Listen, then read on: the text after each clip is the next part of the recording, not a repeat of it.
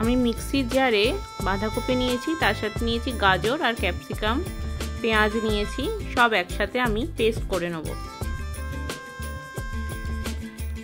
এবার একটা বাটিতে ঢেলে নিলাম। 3 পিস মতো চিকেন নিয়েছি মিক্সির জারে, এটাকেও পেস্ট করে নেব। দিয়ে ওই একই বাটিতে রাখবো এবং একসাথে খুব ভালো করে মিক্স করে নেব। এবারে আবার মিক্সির জারে আমি কর্নফ্লেক্স নিয়েছি, এটাকে ডাস্ট বানিয়ে নেব এবং প্লেটের ওপর এইভাবে আমি হাত দিয়ে ছড়িয়ে দেব। এবার ওই যেটা ফিলিংটা বানিয়েছিলাম ওটা এরকম গোল গোল করে শেপ দিয়ে কর্নফ্লেক্সের ডাস্টের ওপর আমি রেখে দিলাম।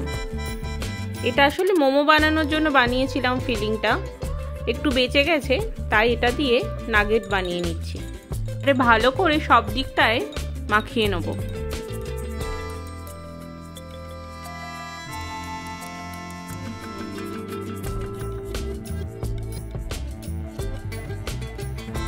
এবার ফ্রাইং প্যানে তেল গরম করে নিয়েছি, এর মধ্যে নাগেটগুলো দিয়ে লাল লাল করে ভেজে নেব।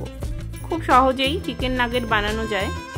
এই চিকেন নাগেট বাচ্চাদের টিফিনের জন্য বা সন্ধ্যের জলখাবারের জন্য খুবই ভালো। এবার সস দিয়ে পরিবেশন করে দিলেই হলো। কত সহজেই বানানো যায় চিকেন নাগেটস।